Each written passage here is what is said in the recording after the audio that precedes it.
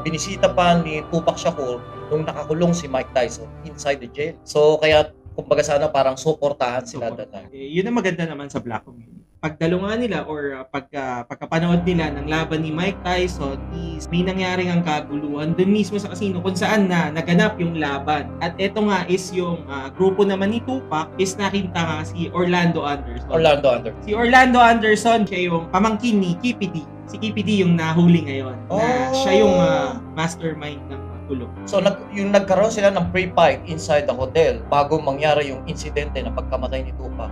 Yun pala actually si Anderson yung pamangkin ng nahuli ngayon sa Las Vegas. Okay. So, yun na nga. Hindi lang bali ang nangyari, hindi lang Mike Tyson fight ang nangyari. Oo, double dahil fight nakita actually. naman nila si Orlando Anderson doon na meron namang previous kaguluhan doon sa mga kasama niya is parang bilang retaliation, ginulpi nila Tupac and nila Suge Knight. Then, after